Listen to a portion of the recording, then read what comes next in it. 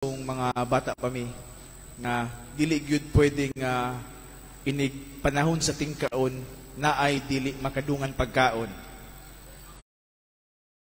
Iyang giingon nga to Papa Francisco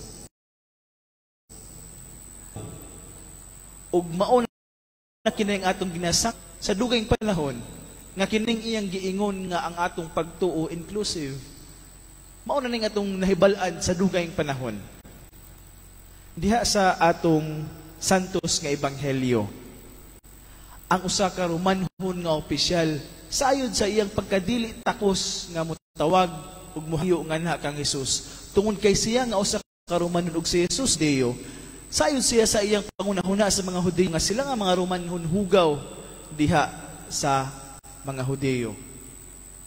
Mao nga ingon siya nga ayaw na siya gipatagbo niya si Jesus sa iyang mga suod, sa iyang mga sinugo nga dili na pasudon sa balay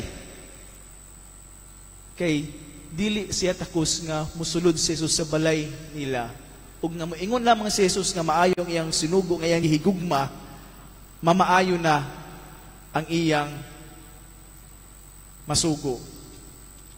Mga igsoon, atong makita nga diha sa pagkatinuuray sa paghangyo sa opisyal nga Romanhon, ang iyang hangyo gituman ni Jesus ug dili lamang gituman na appreciate ni Jesus ang iyang pagtuo. Ingon si Jesus nga wala pa og kakaplag ni ini nga pagtuo bisan gani sa Israel.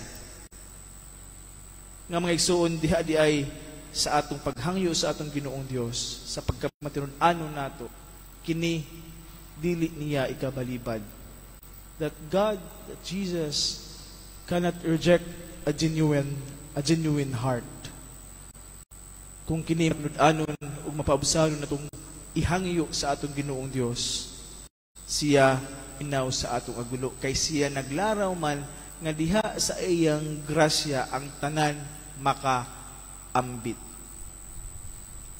Diha sa atong gisaulog karon nga mga santos, mga martir, si San Cornelio ug si San Cipriano. Sa panahon sila nahimong martir, mao kinang panahon nga naay pagkatibulaag simbahan. Panahon nga ang otoridad sa Santo Papa, ang mga pagdumaya diha sa kadagkuan sa atong simbahan na ay panagbingkil tungod usab sa mga kadagkuan ra ug sila nahimong instrumento sa kahiusahan. Ug sila tungod niining maong ilang laraw sa pagkabulag-bulag sa simbahan, sa pagkahiusa sa simbahan, sila ilang gihalad ang ilang kaugalingon, ang ilang kaugalingong kinabuhi ug silang duha managhigala.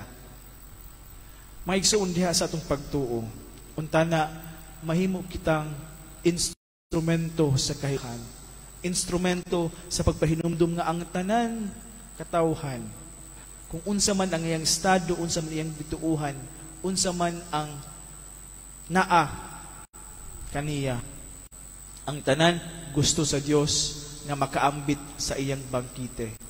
Ang tanan gusto sa Dios nga makaambit sa iyang grasyag panalangin. Untana kita mamahimong instrumento diha niining maong katuyuan sa atong Ginoong Dios. Amen. Palihog manidog atong ampuon ang pangamuyo sa katilingban. Uban sa pagtuo